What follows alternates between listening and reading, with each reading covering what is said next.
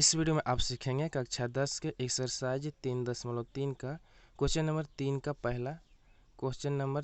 पहला क्वेश्चन को हल करने के लिए सीखेंगे। तो देख सकते हैं पहला क्वेश्चन जो है, दो संख्याओं का अंतर 26 है और एक संख्या जो है दूसरी संख्या के 3 गुनी है, तो उन्हें ज्ञात कीजिए। तो उन संख्याओं को ज्ञात करने के लिए बोल रहा है। तो इसमें आपको सबसे पहले इक्वेशन फर्स्ट और इक्वेशन सेकेंड बनाना होगा। उसके बाद आपको इक्वेशन फर्स्ट और सेकेंड से इक्वेशन 3 बनाते हैं और उसके बाद आपको प्रतिस्थापन विधि से बारी बारी समीकरण फर्स्ट सेकेंड में मान रख करके एक्स और वाई का मान ज्ञात करना है। तो सबसे पहले हम चलिए मान लेते हैं इसमें पहली संख्या को। तो चलिए हम संख्या मान लेते हैं। तो लिखेंगे माना कि पहली संख्या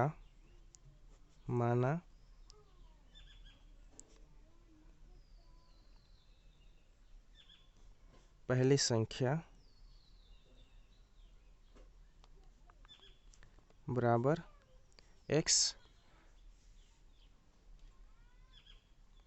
तथा दूसरी संख्या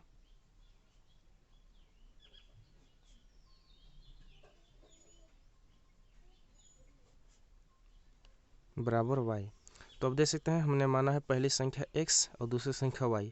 अब इसके जगह पर कोई दूसरा भी ले सकते हैं, a b c d x y z कुछ भी ले सकते हैं, लेकिन ज़्यादातर कंडीशन में देखा जाता है कि x और y ही लेते हैं, इसलिए हमने भी x और y का ही प्रयोग किया है। तो चलिए अब प्रश्न के अनुसार दोनों में से कोई आप ले सकते हैं, दोनों सही है। तो प्रश्न से बोला है दो संख्याओं का अंतर 26 है। आप देख सकते हैं फर्स्ट ही में ही बोला है दो संख्याओं का अंतर 26 है। तो पहली संख्या हमारा x है और दूसरी संख्या y है। अंतर बोला है मतलब घटाओ, तो घटा देते हैं x माइनस वाई बराबर बोला है 26। तो इसको इक्वेशन हम फर्स्ट मान लेते हैं। तो हमारा इक्वेशन फर्स्ट हो गया x माइनस वाई बराबर 26, इक्वेशन फर्स्ट। आगे पढ़ेंगे तो मिलेगा और एक संख्या दूसरी संख्या के 3 गुनी है। तो पहली संख्या हमारा क्या है, आप यहाँ देख सकते हैं एक संख्या दूसरी संख्या की 3 गुनी है। तो पहली संख्या हमारा x है, बोल रहा है दूसरी संख्या की 3 गुनी। तो दूसरी संख्या हमारा क्या है y, तो y गुना में 3 कर देते हैं। तो x बराबर क्या मिलेगा y गुने 3, तो ये हो जाएगा 3y। अब इसको हम इक्वेशन के फॉर्म में बदल लेते हैं, तो हो जाएगा x माइनस 3y को इधर ले जाएंगे बराबर 0। तो इसको इक्वेशन सेकेंड बना लेते हैं। तो आप देख सकते हैं इक्वेशन फर्स्ट और सेकेंड बन गया है। तो आप इक्वेशन फर्स्ट और सेकेंड इन दोनों में से किसी एक इक्वेशन को उठा करके आप इक्वेशन 3 बनाइए। तो चलिए हम बनाते हैं, इक्वेशन सेकेंड से बनाएंगे। तो लिखेंगे समीकरण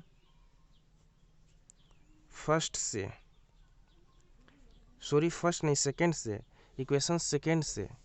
तो हमारा इक्वेशन सेकेंड है x माइनस 3y बराबर 0।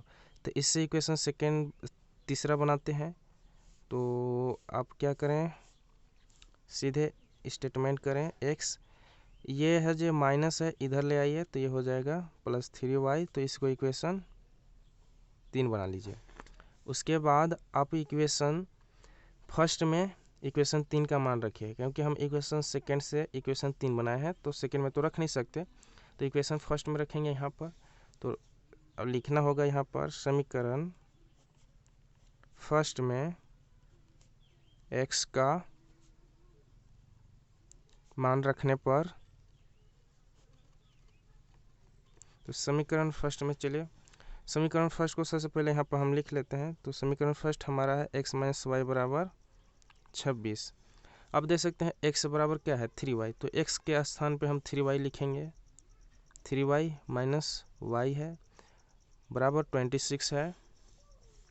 3y में से y एक माइनस कर दीजिए तो क्या बचेगा 2y, और ये 26 है। अब चाहे तो इसको ऐसे सीधे काट सकते हैं, तो ये हो जाएगा 13, या तो आप इसको ऐसे भी लिख सकते हैं y इधर रहेगा 26, ये दो गुना में इधर आएगा तो भाग में, तो ये भी दोनों कंडीशन में आपका आंसर y बराबर 13 ही आएगा। अब आपको जैसा आसान लगे वैसे आप हल कर सकते हैं। तो y बराबर आप देख सकते हैं 13 है। तो अब क्या करें, समीकरण फर्स्ट सेकंड थर्ड इन तीनों में से किसी एक में आप y का मान रख दें और हल करेंगे तो x का मान निकल जाएगा। तो हम रखेंगे इक्वेशन 3 में, क्योंकि x बराबर 3y, तो इसमें हमें हल करने में बहुत आसानी होगी। तो समीकरण 3 में y का मान रखने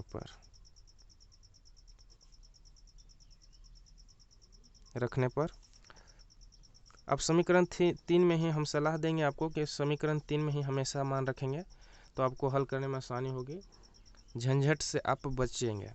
तो समीकरण 3 हमारा है x बराबर 3y, x बराबर 3 इंटू वाई, वाई बराबर दे सकते हैं 13 है, तो यहाँ पर रख देंगे 13। तो x बराबर क्या आ गया, 13 या 39 गुना कर दीजिए तो x बराबर 39 हो गया।